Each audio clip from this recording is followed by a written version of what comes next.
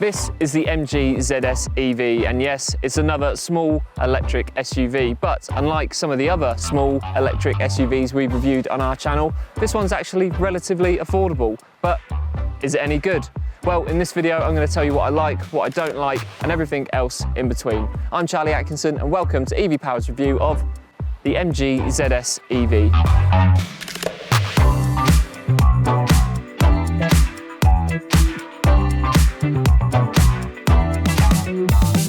Now, as we all know, one of the biggest barriers to EV adoption is cost. Although they might be cheap to run, that initial outlay does put a lot of people off, but this MG ZS EV starts from just over £28,000. So for a lot of people, this is a good solid option into the world of EVs. So if this is the electric vehicle for beginners, what exactly do you get?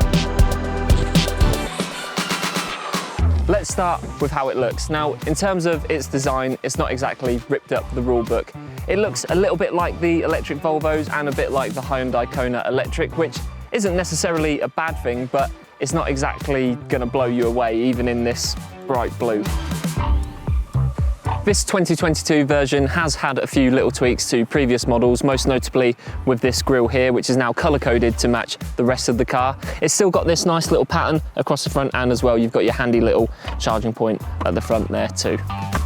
Even for a small SUV, this MG ZS EV does feel a bit on the smaller side compared to some of its main competitors like the Kia e-Niro, for example, but I don't necessarily mind that. It's neat and tidy and gets the job done. Now, it's not as flashy as other models, which some people might like and some people won't, so it really does depend on what you're after. Now, it might look the same, but how does the MG compare on performance to some of its main rivals? Now, this is the time where I am going to have to get my phone out because there's a lot of information I'm going to have to throw at you guys, so just bear with me. Now, a long-range version of this car is available, which will give you a range of 273 miles, but of course, that is going to bring the price up to around £32,000, which is still quite a lot of car.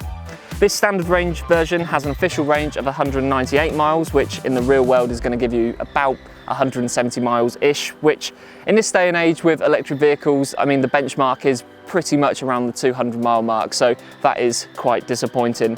Thankfully, you shouldn't blow through that range though, because in terms of performance, this 51 kilowatt-hour battery will top out at 108 miles an hour with a 0 to 60 time of just 8 seconds. So this car is more for getting from A to B rather than putting your foot down and having loads and loads of fun. The inside of this car is pretty disappointing, unfortunately. You do have a nice 10.1 touchscreen display here, which works well with Apple CarPlay and Android Auto, and you have a nice big driver display as well, but the whole interior is just not very ergonomic at all, and I'll talk you through because there's quite a few little annoying bits. I'll start off with this little cruise control switch down here. Now, imagine you're sat on the motorway, you're chugging along and you want to activate your cruise control. The steering wheel covers that stick up completely, so if you want to activate it and you're going in a straight line on the motorway, you are going to have to turn your steering wheel to be able to see what you're doing, which doesn't scream safety to me. Now, there's a few other little annoying features as well, like this armrest is too far back, so it's quite an unnatural position to have your arm, and as well, if you want to rest your arm on this, it's quite a hard plastic, so it's not very comfortable. And if you've got a drink that you want to keep nearby as well, and you pop it in one of these cup holders, that's really in your way, so not very good there either. You do also have these four-way adjustable seats, which it does make it hard to find your perfect driving position, because although you can go forward, back, up and down and backwards and forwards with these, you can only adjust your steering wheel up and down and you can't pull it towards you, so it's really hard to get set up properly for a long drive in this. So overall, it's just not very comfortable on the inside of this car, which is really, really disappointing. Parts of this car do feel quite cheap as well. You've got quite a lot of scratchy materials around here as well, and the whole sort of interior and tech setup does feel quite dated in sort of comparison to other electric cars. There are a few nice touches as well, like these leather heated seats, which I've already spoken about, which are relatively comfortable, but as well, you've got wireless charging for your phones, and you've got this nice big panoramic sky roof as well. So a nice touch, but like I said, it's far from the best interior of a car I've seen. It's pretty comfortable in the back, however, with a nice amount of legroom and loads of headroom as well. But one of the things I love most about this car is that even for a small electric SUV, you get an absolutely massive boot with 470 litres of storage space. But that's enough about the interior, let's go for a drive.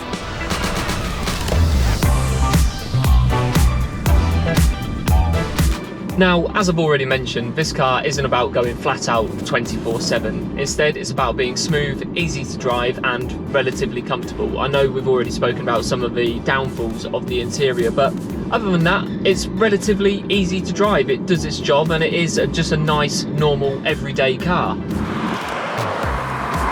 Now, it might not chuck you back in your seat once you touch the throttle, but there are a few EV-specific features which you will benefit from with this car, such as 3 different settings for regen braking, which are all nice and predictable and do help you really settle down into a nice, comfortable drive.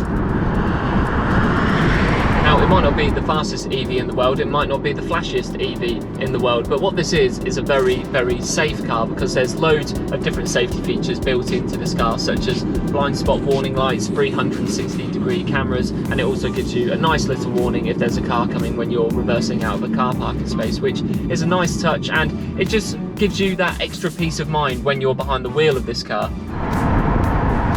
Usually in these reviews I talk about how fast this car feels off the line, what it's like to handle 0 to 60 times and everything like that, but there's no real point talking about any of that in this car because it's just not designed for it. Instead, it's designed for comfort and practicality and for nipping into town, chugging along down the motorway and just being an everyday normal car, and that's exactly the best way to describe this car. It's just your normal everyday EV.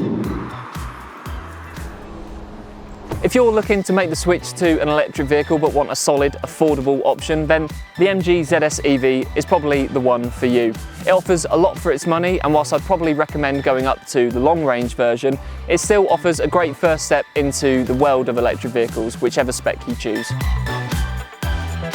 That's all for this video. If you liked it, then please do drop us a like and remember to subscribe as well. For more electric car reviews like this, you can head over to our channel, and for daily news coverage, features and much more, you can also head over to evpowered.co.uk.